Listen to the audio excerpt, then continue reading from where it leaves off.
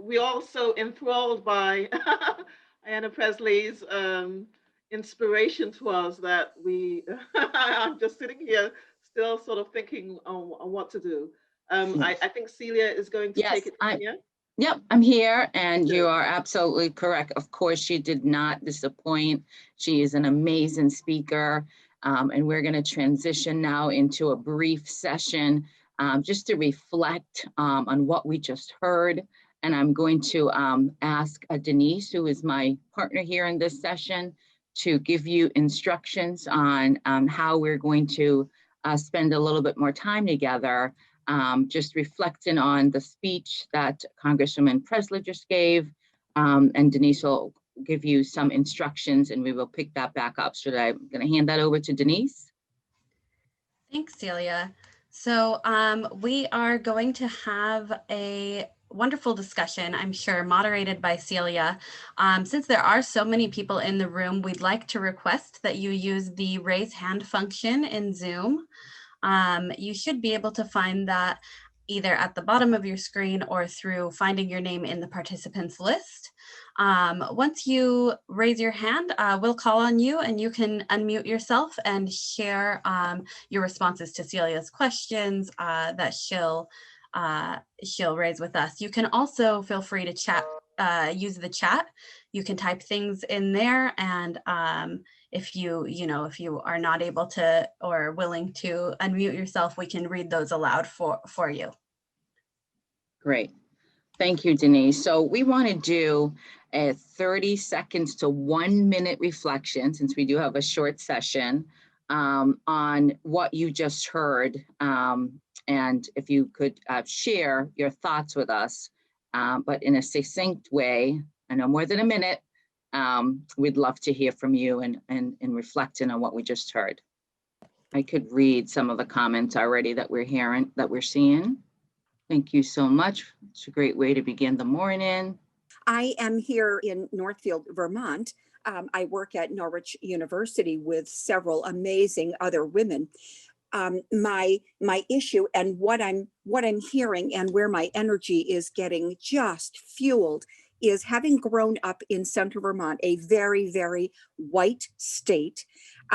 It was not until adulthood that I really became cognizant of issues for my brothers and sisters who happen to look other than me.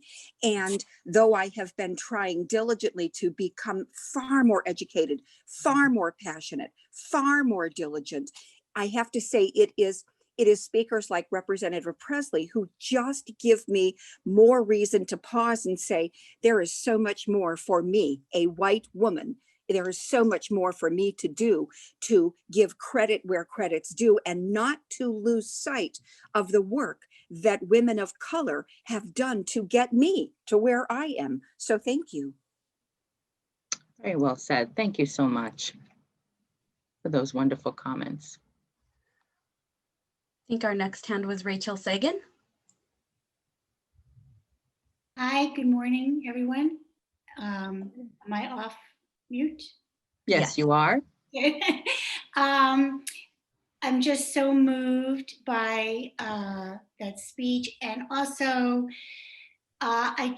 she really drove home the point that despite express efforts for voter suppression and the rise of white supremacy, in only 50 years, this country voted to have Kamala Harris be our vice president. And that is tremendous. I mean, it's a huge victory. We need to celebrate it. There's so much crisis right now that we're moving on to that. And we've been waiting so long for something to be done. But I think to take a moment to celebrate that in only 50 years is a huge accomplishment. And I'm extremely proud to be in this moment. Thank you so much. Anyone else would like to share? Do you want to read some more comments that came in? Yes, I will. There are lots of comments coming in. I'm actually just I'm reading them myself. All right, so some of the things that Representative Presley spoke about is around us working together and for bold, transformative change. Would love to hear from you all on name one systemic change that you would like to see come to fruition in your community over the next couple of years. And we did have a few other hands that came in just as you started talking again, Okay, Celia. So hear they might be those. commenting on the previous question. Yeah, let's But pause and hear those. I see Kate Wine. Thank you. Good morning. My name is Kate Nguyen. I just am so moved by everything that I've heard. This is my first conference yesterday and today. And while this is such a difficult time, as we heard in so many ways, I'm just so grateful that I am in the position of being able to work from home so that I could attend this conference. And my thoughts this morning, and I'm going to get super upset, are with those friends of mine who are in the type of work where they don't have that opportunity and they're forced to be in situations where they don't feel safe. They are underrepresented in our community and underserved by our government and the current administration at all levels. And I'm just so delighted to be able to be part of this today. And so grateful to everyone for their work they've done, and really happy for this opportunity to even be able to speak. So thank you very much to everyone who put this together, and to all our speakers. Thank you very much for sharing with us. We also have Susan Lee. Good morning to you all, and I just wanted to mention something that Representative Presley said, which I thought was just a great line, which is, when women are at the table, we shake the table. I just think that's such an important idea, that when women come to the table, it's not just to make the table look better, because now it's more gender diverse, you know, it's to bring new ideas and to be willing to challenge, you know, the prevailing social structure. That takes a lot of doing, and it takes solidarity. But I think it's very important to reinforce ourselves when we come to the table and we shake the table. That's a very important idea. Thank you, Susan. Love that. I think our next hand was Audrey Hall. Thank you so much. I just wanted to speak briefly about how important I think it is as community builders. As Representative Presley said, she wanted us all to be community builders, how important it is to support women and encourage women in running for office. I've worked on many, many political campaigns. It is not easy, because I have seen that women, and especially women of color, are ostracized when they run for office. I was the communications director on the Yvonne Spicer for Mayor campaign. She's the first popularly elected Black female mayor in the state of Massachusetts. And I've worked on another campaign for Gloria Pasquale, counselor at large, another woman of color, dragged through the gutter when they run for office. This is not tolerable. We need women to be in those seats at the table, but the road to get there is very hard. So I'm just stepping up to say whatever we can do to engage and to be community builders can be done very effectively if we support and help women who are running for office, because it's a tough, tough road to get there, and they need our help. We need to just really be there to support other women who step up, because they're putting themselves out there and in a very vulnerable way to serve us, and they need our support. Thank you. Well said. We'll go to Shelby Carpenter. Excuse me while my cat tries to get into my frame. Hi all. Oh, there he is. My name is Shelby Carpenter. I use the they and she series pronouns. And I'm actually here today because of another woman, which is Anna Del Castillo, she's also a Tufts graduate and part of an Ignite Fellow.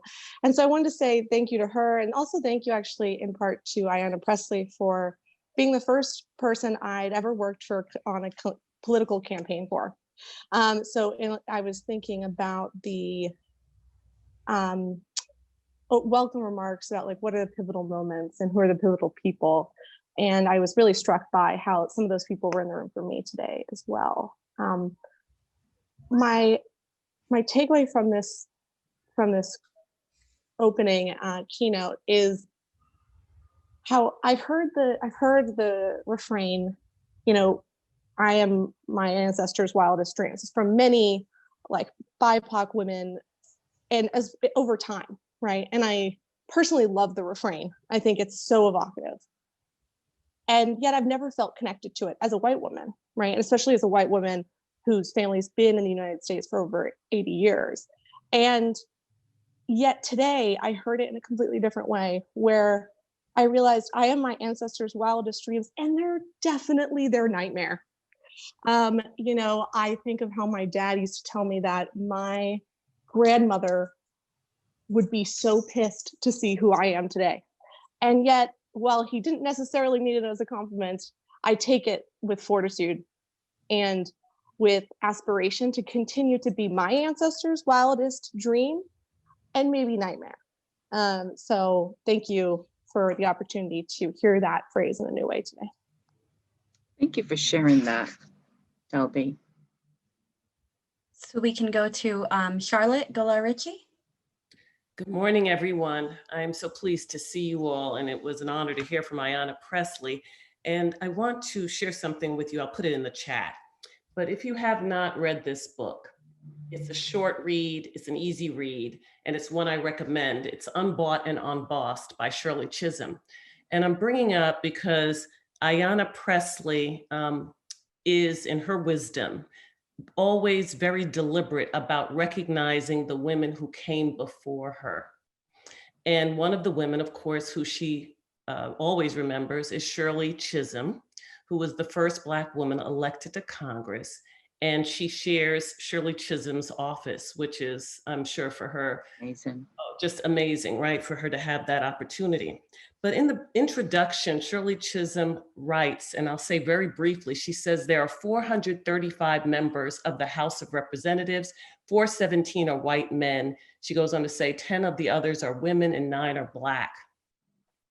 And we know that today, in 2020, that history was made with the election of women of color to Congress, and particularly Black women who, you know, don't always get their due, their recognition. We know that throughout history, whether we're talking about suffrage movement or any other movement throughout time, Black women are notably excluded, as are others, but I'm gonna mention Black women given my own identity.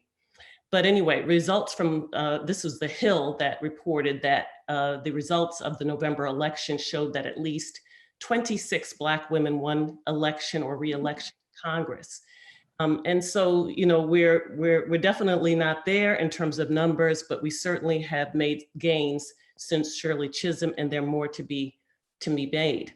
In the spirit of recognizing the women who have helped, who have collaborated and brought us all together, I do want to recognize Lori and Cy Jefferson. I do want to recognize Celia Blue, who is a tremendous collaborator, and Kiki Idozi and others who are here on the line. So wonderful that we could all be together today. Thank you. Thank you, Charlotte. And we want to recognize you too. You always answer that phone when I call. I love it. Thank you so much for everything that you do for us to build sisterhood, which this is one of the things I wrote down, that Congresswoman talked about sisterhood. And it's more important than ever that we bond together, especially in the rise of white supremacy, that we bond together to really build an transformative nation and communities that we all live in. Do we have any other hands, Denise? Yes, we do. We have 5 hands still. So I think next was Jenny Gilmartin, who's actually one of our students in the Gender Leadership and Public Policy program. Hi, good morning. I'm sporting the official hairdo of 2020. So I just wanted to put that out there, that I turned my camera on so you can all see that I'm doing what most of us are doing, working from home. I was struck by the second question asked regarding, you know, what can we do basically in our communities? And I live in what I like to fondly refer to as Lily White Hanover. We have less than 5% people of color, but we do have a select woman who is the first person of color elected on our town. And I've made a personal commitment to befriend her and support her. And that's, I think these grassroots efforts just really are what needs to happen, especially from women like myself that, I'm almost 50 years old, and I'm in this graduate program with a lot of younger women. And I just spoke with my daughter who's 20 and told her that I hope she does this program when she's done with college as well, because we need to get out there, and we need to start, this process of helping and supporting. Thank you so much, those are my Ginny. comments. Thank you, Ginny.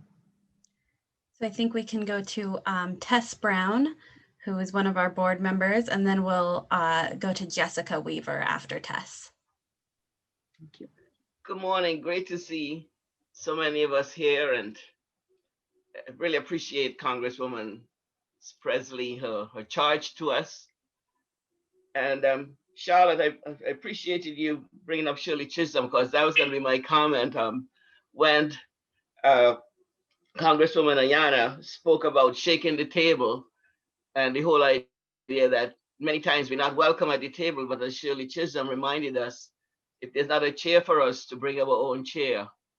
And I was just wanting to encourage us to remember that these days, even though if people says you don't belong, I'm Trini, I'm an immigrant, and many of us on this call are either, but all of us, have either current immigrants or our ancestors were, except for our brothers and sisters who were born in this, who carried this native land for so many years, and we need to remember that. So I'm trying to remember, how do we lift up one another and to shake the table? But again, if people say we don't belong at the table, bring your own chair. Always have a folding chair in the trunk of your car or something to make sure you belong. So I just wanted to, and I just think what Congresswoman Ayanna said was so powerful. The other piece was for CWPP. I first met Ayanna way back when she was actually a board member, when she was working with Senator Kerry. So there's that other link from way back, that how she encouraged us back then and how today she's helping us to go forward. And finally, she spoke about joy. And I don't know about you, but I know these last months, especially the last years, but the last months with COVID and how it's impacted Black and Brown communities so strongly, that sometimes it's hard to find joy. But as she was reminding us, it's so important that in the middle of this, I think that's what's carried us through our ancestors, the resiliency and the joy. So how do we help one another to find those moments of joy and to celebrate together to push us forward? So thank you. Thank you, Tess, for those words, celebrating each other and finding joy. Thank you. Jessica Weaver. Good morning, all. Thank you. I'll be on the Ignite panel later, but I just wanted to say, I think one of the first acknowledgements Representative Presley had, which I thought is something I hear a lot of female politicians say, is I am my mother's child, I am my mother's daughter. And I think that's something you hear a lot, and I think it's so needed, because I think for me, it always touches me, because that's how I introduce myself as well at some of my board meetings. And I think it's so important, because as we sit here, there's such a collaboration of intergenerational thought processes, and we are in this space of sisterhood, but it's also a space of multiple generations. And I think it's so important to invoke that notion of Shirley Chisholm, of us sitting on the shoulders of giants. And I always have to think about, whenever we are worried about where we are in terms of the progress that we have made, I think it's always grounding to think about the progress that has been made and the people who have come before us. And I think it's so important, especially as many of us that are young women on this call have to look at those who have come before us and the reason that we are able to run, no matter where we're running. I think it's so important. I'm so glad she always invokes that she's her mother's daughter, because I think it's so important that we build each other up, as well as reach forward and reach back. There's no way we can reach forward without reaching back, and making sure that we recognize that. And I think for me, that puts everything into perspective sometimes, that, when it seems like this year is endless, we look at how much progress can be made in such a short period of time. It may feel like decades and decades is gone and we haven't done as much as we should, but we must recognize that there has been so much progress, and it's because of the sisterhood that we have, not only with our peers of women, but those who have come before us and those who will come in our future. So I just think it was a beautiful sentiment to start off our morning.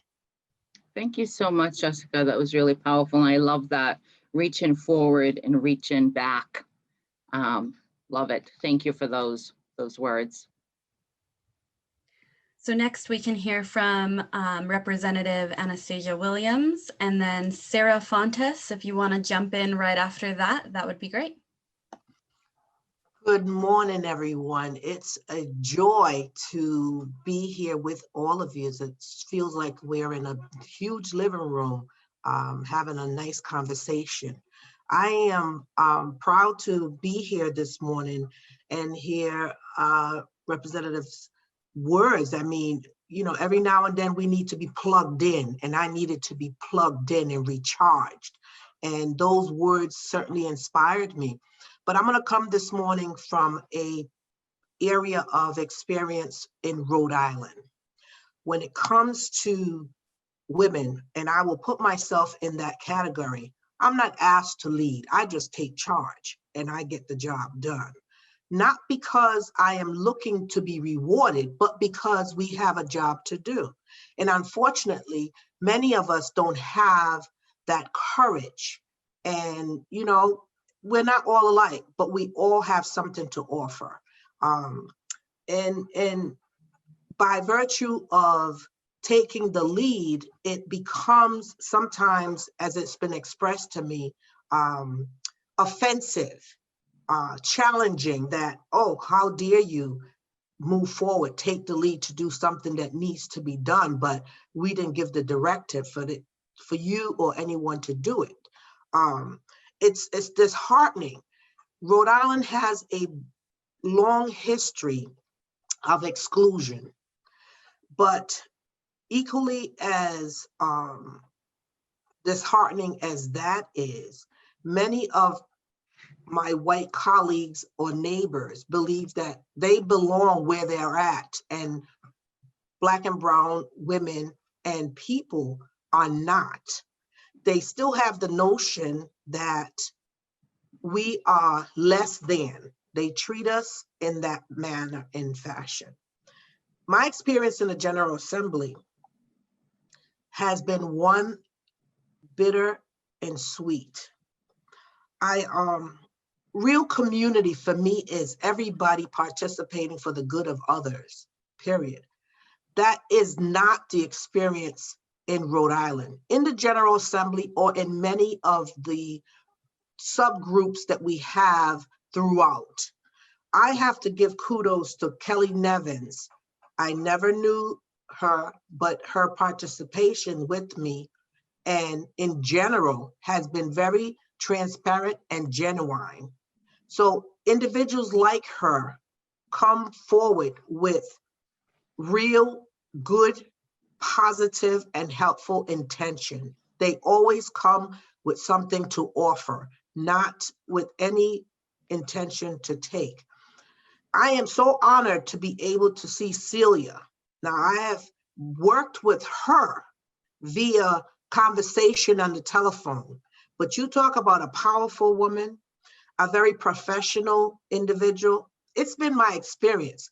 And trust me, when I saw her name, I was like, oh my God, is that her? You know, Celia is not a very common name. It's a beautiful name. Thank you. So to see her, I was like, and then when she, you know, announced up from Rhode, I'm like, it is her. You talk about powerful women that look for others' benefit opposed to their own. I applaud you, Celia. I applaud Kelly Nevins, individuals that I can identify on this group today that have empowered me to know that there is possibilities. Even though we're not asked to come to the table, we're coming to the table. We're not coming to the table with the mindset of benefiting ourselves, but to do the work that needs to be done.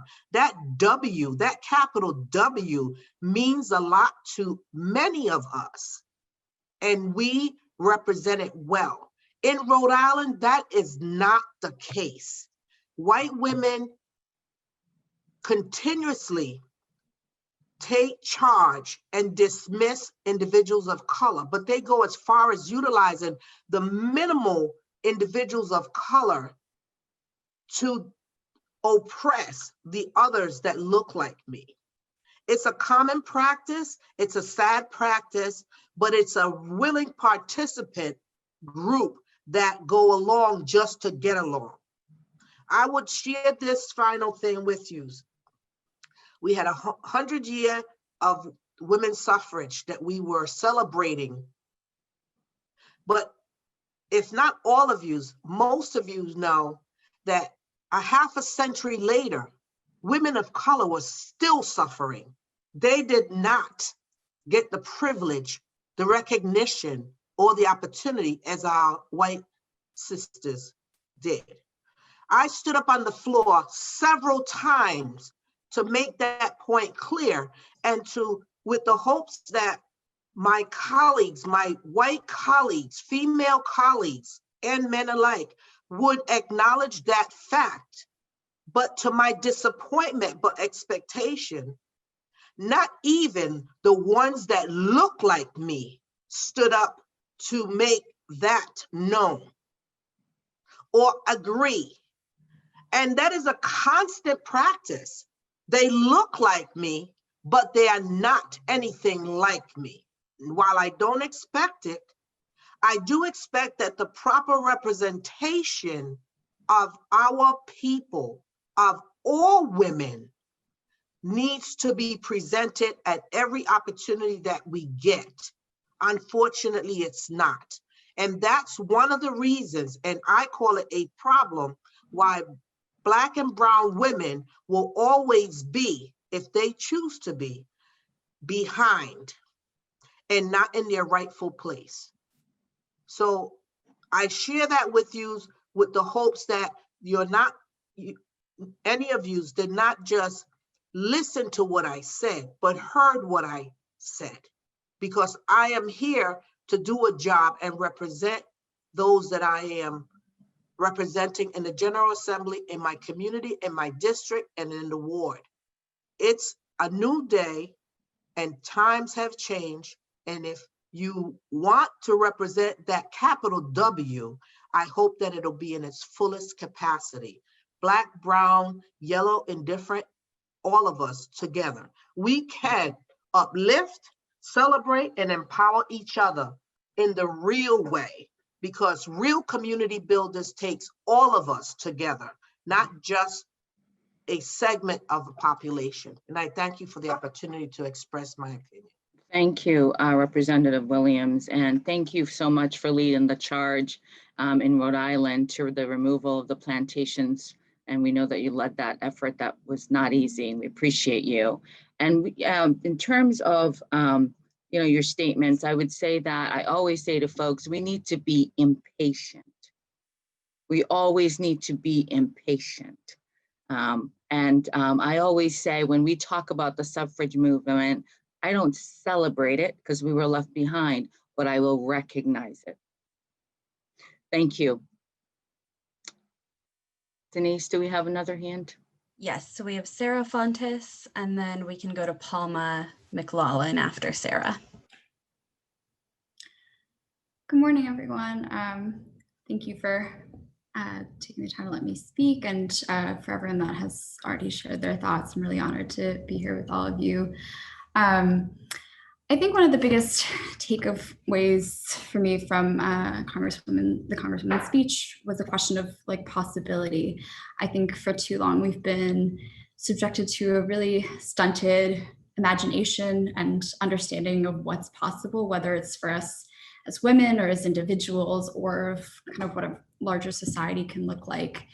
And I I think it's really easy to forget, and I often do, when we're really overwhelmed by everything around us and kind of the enormity of the structures that we're fighting against. But I think the notion of changing what's possible in the popular imagination is really key to addressing this question of structural change. I think one of the things that I've been excited about in this kind of movement for Black lives that we've seen this year especially, is that people have really started to think about what structural change means, and like thinking about, okay, if it's, you know, whether it's conversations about defunding the police or decarceration, and these are questions that people hadn't really thought about before, and people are starting to think of, like, if not this, then what? Like, what is possible? What are alternatives?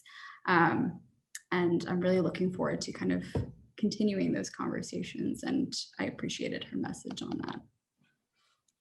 Thank you so much.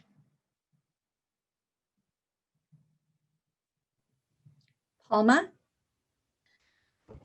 I apologize. I'm keeping the screen off to save bandwidth. I actually threw this in the chat. I actually first met Ayanna Pressley back in 2009. She was running for city council. I had taken my daughter, who was a Daisy Girl Scout, to vote with me. And this woman, we all said, I'm on the ballot. I hope you voted for me, to my 6-year-old daughter. And she said, and she brought up the Girl Scout motto: courage, confidence, and character. And the next time we went to vote, I went to vote for governor. My daughter said, did you vote for the pretty lady? So, but the other thing I was actually kind of thinking about is the current races in Georgia. The first woman who actually served as senator was appointed from Georgia. And most people don't realize that women could not vote in Georgia until 1922 because of voter suppression. But the governor appointed this 87-year-old woman as a stunt to support suffrage. And what she actually said is that she knew people would follow her. And when they found that women were in the room or at the table, they would find great usefulness and exalting patriotism and some of the hardest workers you'd ever find. And I just think those kind of thoughts from 100 years ago need to be remembered too. And I think of Ayanna Pressley in a great continuum. And I think of everyone here in a great continuum. And I wanted to bring up one other person, which was actually the first Congresswoman of color, who was Patsy Takemoto Mink. And she actually was the author of Title IX, which is why most of us are here now. Because until she wrote the Title IX and it was passed, women barely went to college and they almost never went to graduate school. And there was a direct line from the work she did to the Center for Women in Public Policy to this conference. And she always said that you can take your experience, and if that's all you have, then that's it. But you should use it to move forward and change things. Thank you. That's all the hands we have up right now. Okay. So we had started to talk, I started to ask around, and I know we only have about 5 more minutes. So what does it mean to you to stand in our power, which is something else she also said. And I think Representative Williams talked about that, of her standing in her power. I'd love to hear from you as we close out this session. What does it mean to stand in our power and build sisterhood? What does it mean to stand in our power? That is such a loaded question. As a woman of color, as a woman that, and I first of all, I want to say, I know we recognize our mothers, that we are our mother's children and daughters. My mother was an Italian, I'm first generation Italian, and my father was born and raised in Brockton, Massachusetts, Cape Verdean. And so I want to say that while my mother was a great influence on me, and seeing the two of them in their relationship and the love and beating all odds, getting married in 1958 when it was illegal for interracial marriage, I have to recognize my father too, because my father was the first one to tell me growing up that I had 2 strikes against me. And those 2 strikes was that I was a woman and that I was a woman of color. And so what it meant to stand in my power was to honor that my father said that I would always have to work harder than anyone else. And in doing so, I had dedicated my life to advocacy, to reaching back and lifting up other people as a social worker, and then pushing through with my doctorate degree, and then working on issues of race, class, and gender, and the intersection of that, and then how it affects women on a greater scale and as far as social justice. And so standing in my power is to continue to bring that to light, the grace and that Black women exhibit, the struggle that we have had since Black women have been brought to this country as slaves, 400 years of slavery, recognizing that we still have a long way to go, but still encouraging, whether one is white, Black, yellow, I do not care who you are, encouraging each other and recognizing that, yes, women have made gains, but it's imperative that we still recognize, even though Kamala Harris is Vice President of the United States of America, a heartbeat away from the presidency, we are still not there yet. And so to stand in our power is to continue to have these conversations.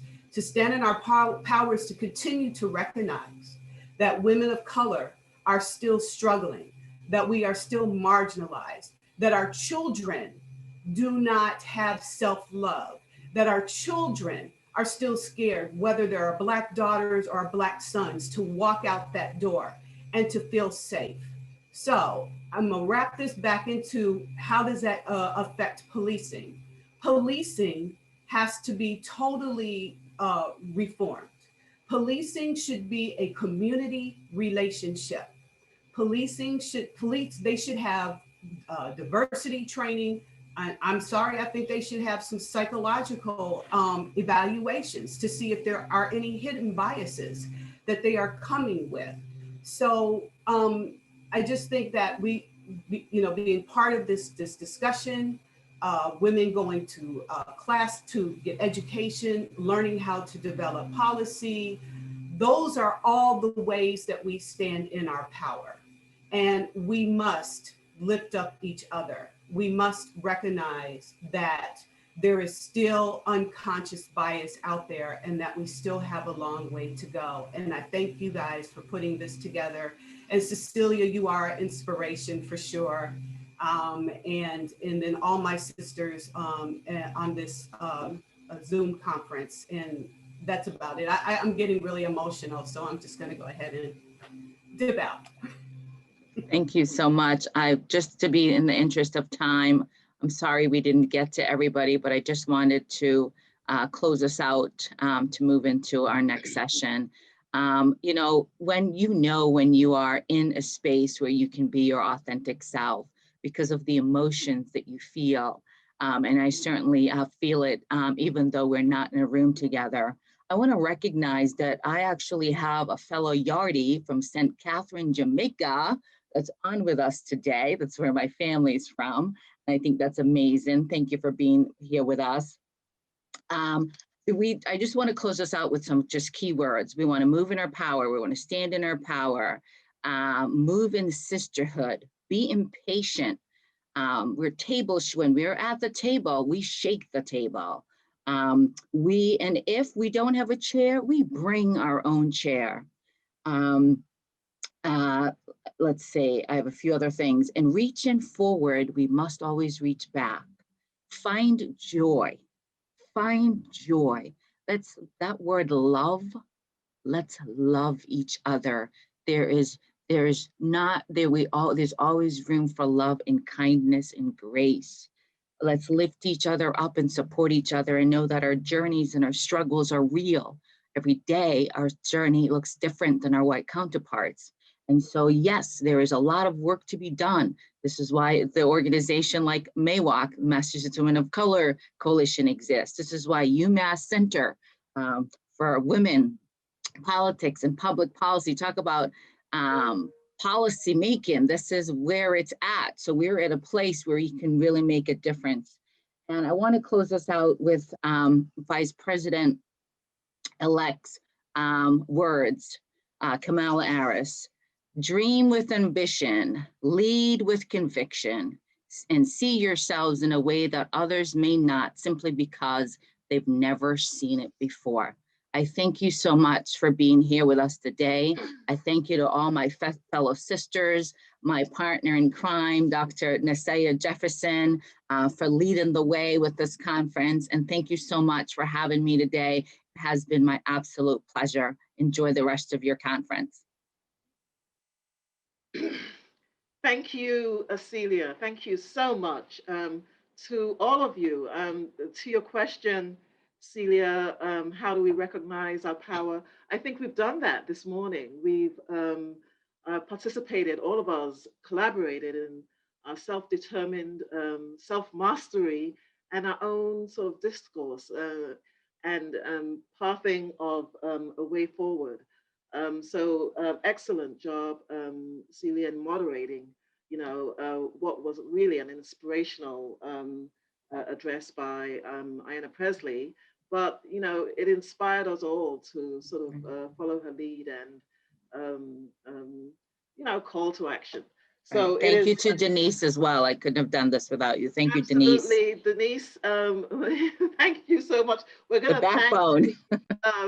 By the end of Friday, Denise's thanks will be very much celebrated.